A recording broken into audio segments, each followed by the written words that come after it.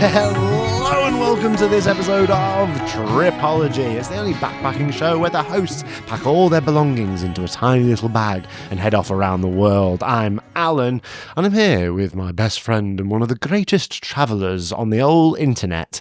It's the ever starstruck Adam. And am I glad to be here, mate. Really looking forward to this show.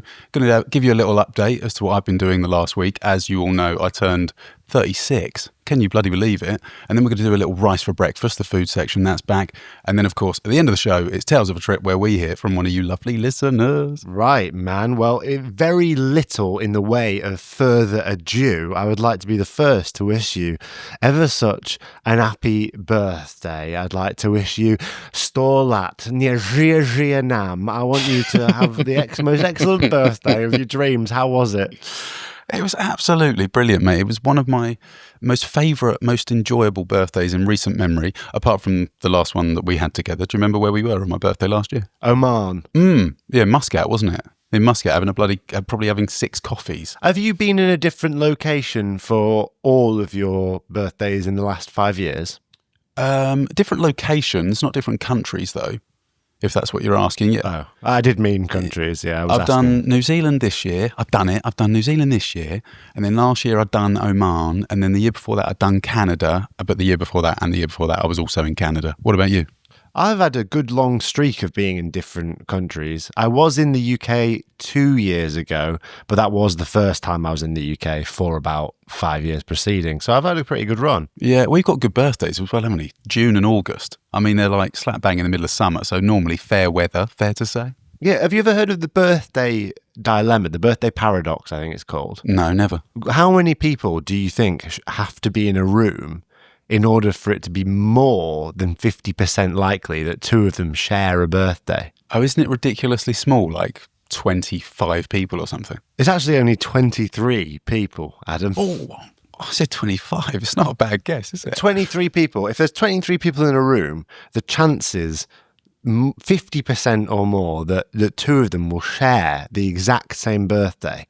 And that's the case because everyone thinks, oh, but what? No, in my year, there was no one with my birthday at school and all that stuff. But you got to remember it compounds with every additional person because there's that many more opportunities for someone in the group to have the same birthday. You know what I'm saying? Yeah, I do know what you're saying. I have met 2 people recently that have got the same birthday as me. And I've never had sort of a shared birthday bash. Have you got anyone close to you that's got the same birthday as you? I know a few people close to me who have the same birthday as me, and also a lot of my best friends have their birthdays in the same week, which is the only thing that makes me think that star signs are actually irrefutably true. And what I would like to ask you is, did you like the people that you met that shared your birthday? Because I think that they're probably similar to you. So if you didn't like them, it says a lot about your capacity for self-love. Yeah. Well, I mean, you have got 25 friends as well, so that does check out that they would all have birthdays at a similar time to you. Have I got anything in common with them? Yeah, we got on like a house on fire, to be fair. They are both women. They're both a lot younger than I am, but they are both wonderful people who also work in the wine industry and are far more intelligent than I am. But yeah, we got on like a house on fire. It's great. I need more friends. I'm a Virgo. Like a house on fire. Like it was quick, it was bright, it was ferocious, and then it required other people to step in to put out immediately and ensure that no further harm was done. So lovely. I'm glad that you had that experience. Yeah. A couple of fire engines worth of hunky firemen. Easy. So what did I do is what you're going to ask me. Yeah. I mean, what an amazing trip. It's always a good occasion, isn't it, to go away for your birthday. So my girlfriend, would you believe this? My girlfriend organised a surprise trip that I had absolutely no idea about, apart from the fact I was getting a bus from outside where we live at 9:18 in the morning. And you know, I mean, people that listen to this show, they know that I like to plan, or I like to know what I'm doing and have a degree of control over what I'm doing, especially for my birthday. How do you think I fared in that situation where I knew I was going away for 3 days? I had absolutely no idea what we were doing. I imagine you were vaguely insufferable. 9:18.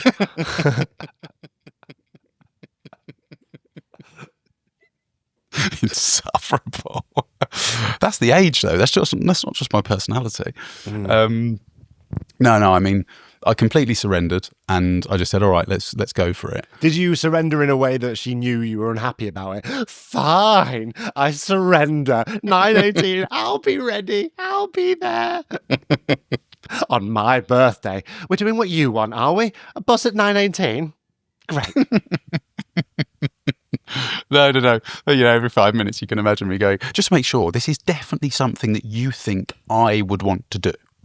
Not something just to make sure that the months that we've known together, or spending time together, just to make sure this is absolutely something you're sure that I would want to do on my birthday in New Zealand. Let's not go shopping or something that girls like. It's my birthday. That was amazing. I absolutely love the audacity as well, because we got off the bus to then collect a car, and I found out that I was driving for 4 hours. Wow, what a beautiful birthday treat, because she knows that you're Tripology's best driver. She knows that you love driving. Yeah, and she, much like you, she can drive, but she won't. But hold on, you got a bus at 9:18 and then you had to drive? Yeah, because we were collecting a car from one of her friends who very kindly lent us his vehicle for the 3 days. Okay, right. Nice. I like it. And then we drove for 4 hours to the centre of the South Island, to a place called Lake Tekapo, and also Mount Cook, which is the highest point in the whole of New Zealand, I think. Yeah, okay, nice. How resentful are you while this is happening on a scale of 1 to 5? Well, I've been given a coffee on the way, so I was, in good spirits. And I mean, driving around New Zealand is, you just look out the window and it fills you with joy. It is one of the most beautiful countries, I think, on earth. So I was in good spirits. We made it all the way down to Lake Tekapo. Beautiful, beautiful lake. It is also a dark sky region. It's like a dedicated dark sky reserve. And talking about star signs and all this sort of stuff, you know quite a bit about constellations, don't you? Certainly more than I do. Oh, yes. I know an awful lot about constellations, mate. Ask me anything. Well, no, I'm just going to tell you the sort of stuff that we saw, but there was quite a funny twist, being the operative word. So we had a lovely, lovely day. We walked around the lake. It's quite barren, actually, the landscape, quite barren and a little bit rough. There's not really much going on, but the mountains are beautiful, covered in snow as well, because it's freezing down here. It's winter, by the way. And that night, we got a couple of beers. We climbed up to the top of a hill on the edge of the town, so there was even less light pollution, right on the edge of the forest.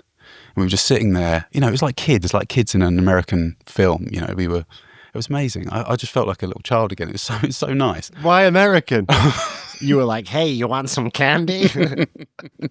No, because I don't know. I just those are the films that I've seen. I remember. I'm sure it feels somewhat nostalgic, where there's like kids in a field looking up at the stars. Maybe there's less light pollution in the US. I don't know. Hey, girlfriend, you want to go to a baseball game? Why are all your characters from Chicago? I've only got one American accent. It's like, hey, we're there on a mountain watching the sky. What's wrong with you? Keep it down over there. I've driven for 4 hours on the freeway. But no, it was lovely. So we were sitting there just watching the stars, and we were there for about 2 hours. We had a couple of beers, saw a shooting star. That's my favourite constellation. The shooting star. There's one, Scorpion, which I imagine is Scorpio. Yes. I don't know if we get different stars down here, maybe. There's also a Centaur. I didn't see Orion's belt for love nor money. A centaur? Yeah. Well, the horse with the archer and the thing. There'll be people listening to this that know what I'm talking about. I think he's the centaur that trained Achilles, maybe. Okay.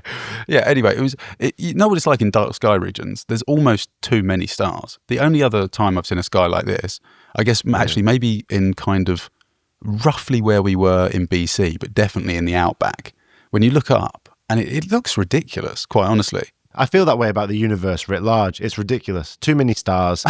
I think when the Big Bang had happened, if it had imploded into more manageable chunks, just maybe 5, 6 or 7 stars, the world as we know would be in a better state now. And I struggle not to be resentful when I look up at the night sky and go, well, you spread yourself too thin. the planet to star ratio. They got it all wrong, didn't they? Somewhat too many stars. What? Infinitesimal stars? Great. And now Donald Trump's president. So thank you very much. Happy birthday, me. No. So we were there, just as we were leaving, my partner, bless her, she remembered everything there we were, like getting the little picnic blanket, folding that up, putting it in the bag, making sure we were taking our litter and this sort of stuff. But I didn't have anything with me. I even left my phone at home. She had a head torch. So as she was scanning to make sure we had left the area completely free, no trace, only leave footprints, all that bollocks. We were walking down the hill, and just at the moment she turned her head, obviously it was pitch black, I fell straight down a rabbit hole and twisted my ankle. In a literal sense, or in an Alice in Wonderland style, like you went, oh my God, what does it all mean? Who am I? Where is my place in the universe? That kind of a rabbit hole. No. The beers we were drinking weren't that strong.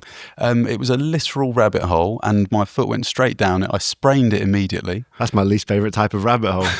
and the walk home was pretty painful. But the rest of the weekend, I didn't want it to go out the window, but she had to tell me at that moment we did actually have 2 enormous hikes planned for the next 2 days. Oh, great. So she didn't think to come out there and make sure there weren't any rabbit holes prior to your birthday? No, unfortunately not. Bit selfish. Yeah, can you imagine if Bit selfish. all the work that had gone into the entire weekend, she'd planned it down to the minute. We went to hot springs. We went out for lovely dinners. We went on these lovely walks. Even the cafe that it was all planned down to the T. A lot of research and a lot of things went into it. But I wasn't about to let that. He was like, on day 1, you're going to fall down a rabbit hole. So on day 2, we'll go to the hot springs to reduce some of the inflammation. Oh, would you look at that? In your birthday card, I popped a couple of ibuprofen. But no, the next morning, mate, it blew up like a balloon. It was awful. I had a really bad night's sleep and then woke up in the morning and she was like, how's your foot doing? Is it all right? Do you think you're going to be able to walk today? I looked down. It was like the size of a balloon. I said, it's fine. I can float.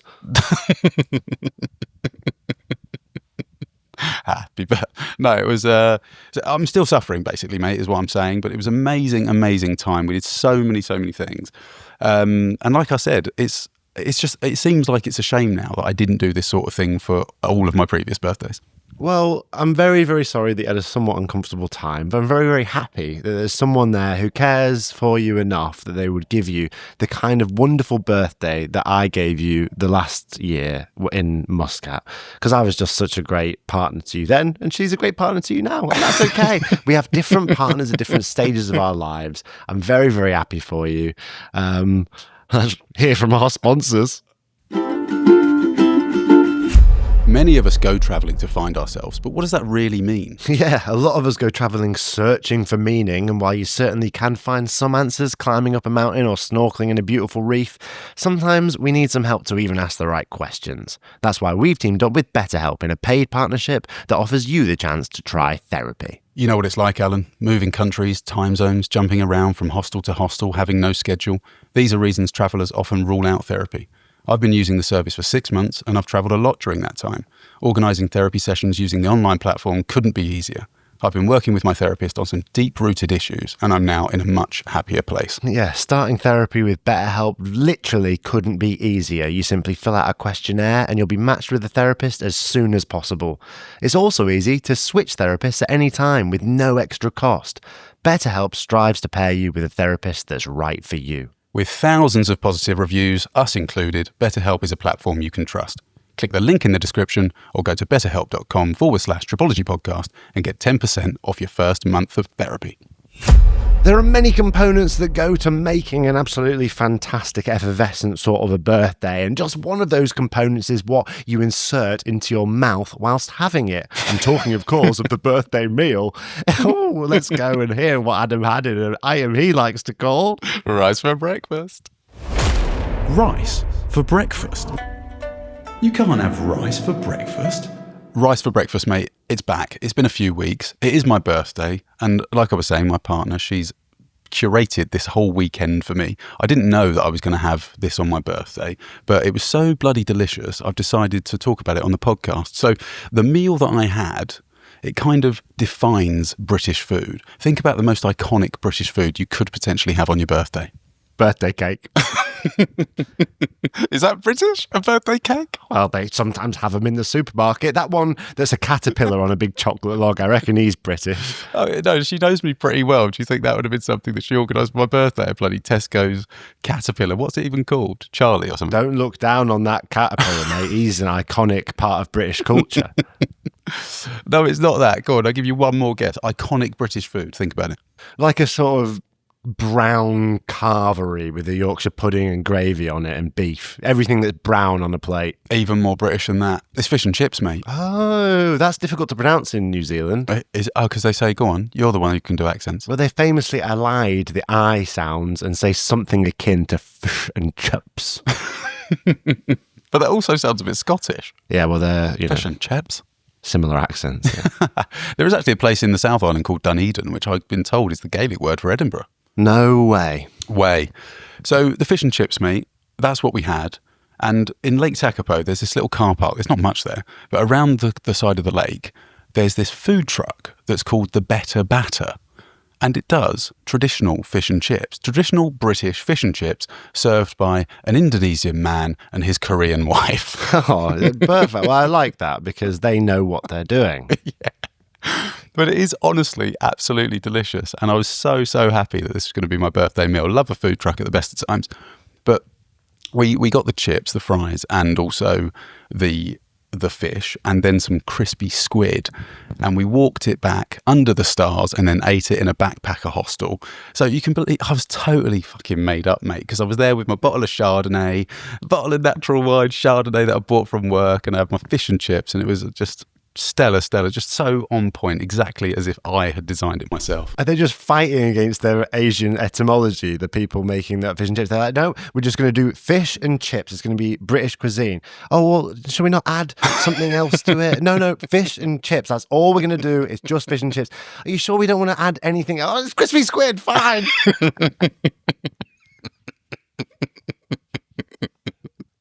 We try to appeal to the ever-increasing Asian market.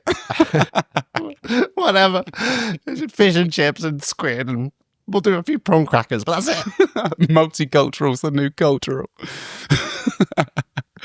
But mate, I tell you what, I've been researching fish and chips. It ain't half interesting, all this stuff I'm learning. Do you want to hear some facts and figures about fish and chips? Because do you like fish and chips? I know we do. We have this tendency to be a bit anti-British and, slag off the cuisine and stuff. But when it's good, it is bloody good, isn't it? So I famously so dislike fish and chips that it's caused tension in my life.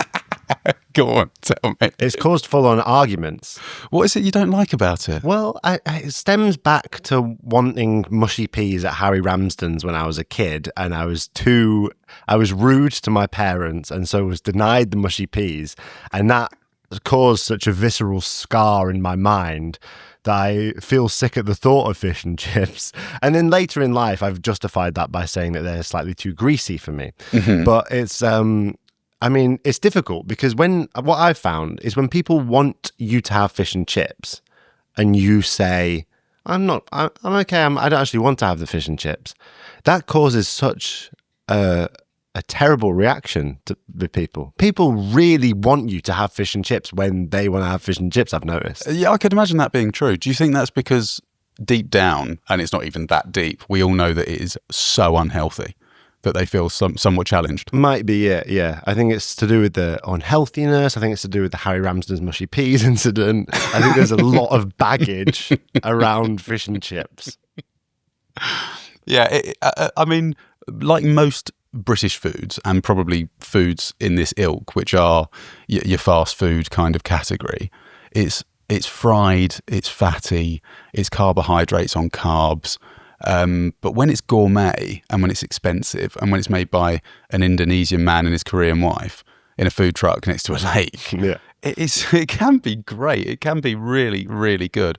But the fish and chip research that I've been doing, right, like all good things that we've got in Britain, it isn't British at all. It actually stems from, it was brought in originally by immigrants, Jewish immigrants, Ashkenazi Jews, apparently, brought it in. Fish and chips was? Yeah. Well, apparently the marrying of the fish with the chips is probably of or by this Jewish immigrant called Joseph Malin, and he's credited with having the first fish and chip shop in London in the 1860s. Of course, fish that had been sort of cured in vinegar or sort of, a bit of flour around it and then fried, that already existed. Right, and he thought, you two are not going on the plate together without an official marriage. It's disgusting. Mazel tov. So, yeah, so something along those lines. I'm sure that's pretty much how it happened. We'll ask Vagabot 3000 if he can do some fact checking. But so it dates back a very, very long time. There was actually a mention of a shop in Manchester in 1863, but I left that out because I didn't want, the whole London versus Manchester thing. It was less romantic for it to be something from Manchester. Yeah, my ego would start inflating to such a huge degree that I would gobble up a fish and chips right here on the show. Yeah. This must fall every now and again. My dad will be able to tell you exactly how often, but we can't. The first Friday of every June, which is sometimes probably your birthday, in the UK is National Fish and Chips Day. Yeah. You know? Exactly. That's the whole problem. How do you think this story started? Fish and chip shops were at their peak, apparently. So it started off in the 1860s, obviously it caught on, then there were more and more fish and chip shops. At their peak in the 1920s, there were 35,000 fish and chip shops.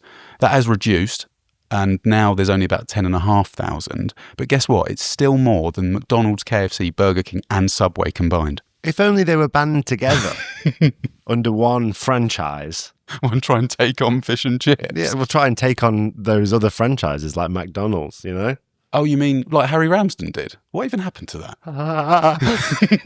Ever since the mushy pea incident.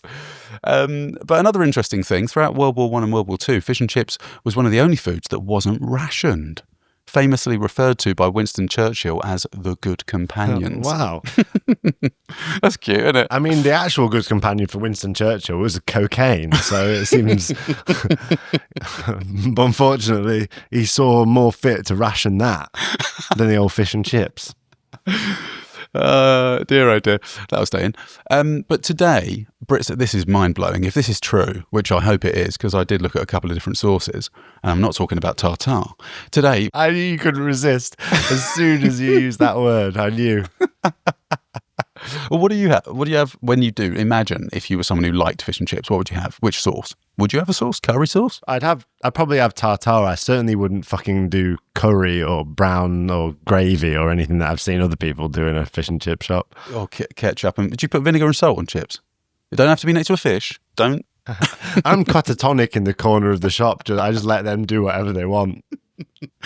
You're there just beside yourself thinking, I was in Shargow a couple of months back having some yellowfin tuna, just out of the water, and now I'm here in this fucking fish and chip shop. Do you want salt and vinegar on that? Just do it. So Brits eat an estimated 382 million portions of fish and chips every year. That's 6 servings per person per year. Can that even be true? Well, yeah, no, that's once every 2 months. But some people aren't having any. I reckon the people that are having... I reckon the way that Britain works usually is there are people that have fish and chips every Friday, as they would, and then some people just never have them. Yeah. And that's probably 382 million portions. And do they care about the stats? Someone's like, I've had fish and chips every Friday, so that means you can't have any now for the whole year, right? Because we don't want to mess the fucking stats up. Jim and Wendy over at Road, they haven't had fish and chips in weeks. Well, yeah, I've been intercepting their Uber Eats. But yeah, think what you like about fish and chips. Maybe you like it, maybe you hate it. But I do think that seems to be, from travelling the world and speaking to people, fish and chips seems to be the one dish that everyone thinks of when they think of British food. So if you are going to have one, just make sure it's a bloody good one. And get mushy peas as well. Well, how was the fish and chips that you had on your birthday, just to round off? Rate it for me. I might go as far as saying it's the best fish and chips I've ever had. Why? The quality of the batter. It was very light. It was super crispy. I think it was probably a combination of beer batter and panko crumbs. The fish was really tender. Sorry, Alan's laughing here. Is that because I'm starting to sound a little bit like a wanker? It's my birthday. Let me be a wanker. No, it's just you fishing for the 4th time in an episode for a panko sponsorship. My favourite brand still hasn't called us after all my emails. God, if the listeners knew the amount of emails you send to Panko in a week. Guys, we do this hit travel podcast. People love it. It's really cool and vibey. Alan's in the Philippines. I'm in New Zealand. Send us some breadcrumbs. Yeah, what else was good about it? Like I said, the portion was small and it was reasonably priced. Very fresh, and the crispy squid, it was delicious. I mean, my partner didn't eat it because it just looks too much like an animal. Good. Well, I mean, it speaks to the quality of the dish as a whole. That the two best things about it were the fact that it was A, so small that it was virtually non-existent, and B, there was another thing added to it that's not what the dish is that you also liked. So a review comprehensively there for fish and chips. Thank you for the rice for breakfast. Do you know what I want to hear now, Adam? It's what, my favourite item on the show is, and I'm sure it's yours as well. It's when a listener goes to tripologypodcast.com/tales of a trip and sends in their greatest travel story. 3 minutes of compelling, heartstring pulling, blood pumping stories, baby. Let's go. Let's hear it right now. This is what a listener said. Hi, Alan and Adam. Liam here, long-time listener of the show, and I'm loving all the things you guys are doing. So, for my tales of a trip, I would like to share the time when I met my partner, Emmy. So, back in 2023, I set myself a little bit of a challenge to visit 12 European cities in 12 months. So, I was heading off to Finland to see Helsinki before jumping on a ferry and heading across to Tallinn in Estonia. So whilst I was in Helsinki, I met this beautiful Finnish girl called Emmy. We went on a date. We headed off to a speakeasy bar, one of those little secretive bars where you've got to ring a telephone to get in. We had plenty of cocktails. It was a really good time in there. And then we headed to this kind of like crazy Finnish bingo night. I had no idea what was going on. Emmy had to translate everything for me. It was a lot of fun, but I had no idea what was going on. Then Emmy says, grab your towel. So we head off walking down the street, towel in hand, and we go through these. It's like an abandoned industrial park. We're going through these warehouses, and I'm thinking, where is this girl taking me? Am I going to be murdered? But eventually, we get through these warehouses, and there's these cute little fairy lights dangling in the distance. And this place is actually called Sompa Sauna. And it's these saunas that were built back in 2011. They were actually built illegally on this abandoned like waste ground. And then the government would come, knock down the sauna, and then the volunteers and the locals would build 2 saunas, and then the government would come, knock those saunas down, and then they'd build 3 saunas. So it turned into a bit of a movement, and it's actually a recognised thing by the local government now. It's free to go. It's run by volunteers. It's incredible. So we're there. We're jumping in the frozen Baltic Sea, and then jumping straight into these saunas. It was a pretty incredible experience. There's naked people everywhere. Complete eye opener for me. But then at the end of the night, it was a bit bittersweet because I thought that's the last time I'm going to see you because I'm going to Australia. So I head off to Australia, and after being there 6 months, I come back to Europe, and we message and say it would be a shame not to see each other again whilst I'm still in Europe. So we booked this random spontaneous trip to Montenegro to see Kotor and Budva. Just before the trip, Emmy actually got really sick. She was in hospital and she missed the flight to Montenegro. So I thought that was that. However, the next day, she jumps on a flight to Croatia and then gets the bus down to Montenegro. We had the best time in Montenegro together. And again, very bittersweet because I was heading back off to Australia. So I head back off to Australia, and Emmy says, I'm coming to Australia with you. So 2 months later, she gets on a plane, flies over to Australia, and now we're just about to move into our first apartment together. I've got a 240-day streak on Duolingo learning Finnish, and the rest is history. So that is my story of how I met my partner. Hope you guys enjoyed it, and keep up the good work. Cheers. I absolutely love it. Congratulations, Liam, to you and Emmy. My goodness. That's an awesome story. I love it. I love it. I love it. I love it. Travel, bringing people together through the accessibility of moving between countries and meeting people and doing all sorts of crazy, amazing things. Two people who wanted it to work actually made the chess pieces move in order to make it work. It's beautiful, isn't it, Adam? It is. I love that. I was like along for the ride.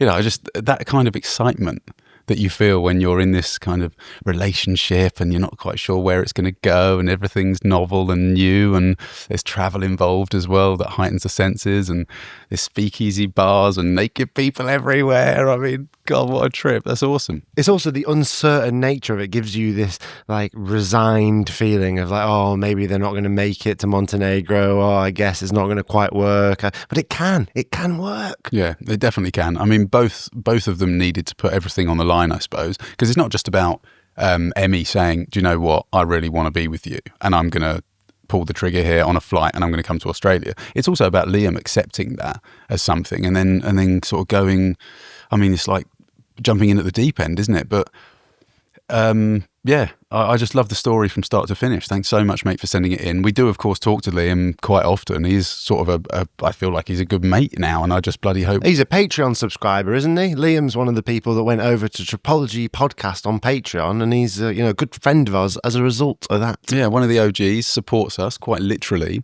And now we're hearing his story, and it's bloody inspiring. I love him. Well, he's in a relationship, sorry, and he's learning Finnish, and you don't speak Finnish. Well, I'll learn. And that owl, that arrogant owl on Duolingo, I really profoundly dislike that owl. Always popping up in here like, oh, it seems to me you've not tried learning Spanish this week. Are you okay? Yes, Duo, I've had a lot on, because unlike you, some of us have multiple jobs, Duo, okay? Bloody hats off to you, Liam, mate. This is a message to you. Just Finnish, of all the languages, I think is bloody difficult, especially when you've got a little owl chirping in your ear. But it just goes to show that, yeah, like you said, Alan, you can make it work, even against all the odds. You didn't let us know whether you made it to all 12 cities or 12 countries in 12 months. What else did you do? Send another voice note in. We'd love to hear it. What I found really interesting is the idea of the Finnish government sort of going, oh my God, but this is amazing things happening. Whenever we knock down one of these saunas, they're replicating and no one knows how or why. So we can have infinitesimal saunas if we just keep on destroying them. They keep on reforming. You think it was all part of the plan? Trying to save money on the council budget on construction. Yeah, we actually want 10 saunas, so we'll have to destroy 5, okay? That is so up my street, going to a sauna. On a first date? I think so. Ironic that he went to a speakeasy when he can't speak Finnish and he was complaining about not knowing what was going on. But what's the greatest date that you've been on whilst travelling? The greatest date that I've been on? It's an interesting question. I was thinking during that story, actually, when she didn't show up, they were supposed to meet, I think it was in Montenegro, and then she missed her flight because she was sick. Yeah. I don't know if you remember, I lined up a date with a girl in Mumbai, and she told me about 45 minutes before we were supposed to meet that she was really sick. What, she said, she was still prepared to meet you, but she was like, I'm ill. No. She said, I'm sorry, I can't come to the date. I'm really sick. And I thought, yeah, I hope you're not. But if you're not, just tell me you're not interested. It'll just be much better if we're all honest, because it sounds like complete bullshit. I prefer that, because once I was sat next to someone for an hour. I was working, they were a sort of DJ, and I was sat next to them, I was helping them with some stuff. And after a good hour of like being sat next to them, and I was talking about, I've got some really important things on this week, they turned to me and went, I've got to be honest with you, Alan, I'm sick as a fucking pig. And I would have been grateful if you told me that prior. Yeah, so you could have scooted over a little bit. And not kissed him. Yeah. Well, talking about dates, I did, I think she listens to the show, actually. But it was in Macedonia and Greece. And that we didn't do episodes on those, actually. But it was sort of maybe a meeting way back in Tokyo Well, perhaps we can hear the story of that meeting on Patreon. Oh, patreon.com/tripology podcast. And in the Lost and Found section, maybe I'll divulge. I'd be willing to hear you divulge right now. Shall we pierce through the back of the show and go straight to Patreon? Let's do it. Liam, mate, thanks ever so much. We love you to bits. We really appreciate it. It was a wicked story, and we wish you and Emmy all the best. Let us know how you're going with your finish, won't you? And we'll see you on the other side. Bye! Bye.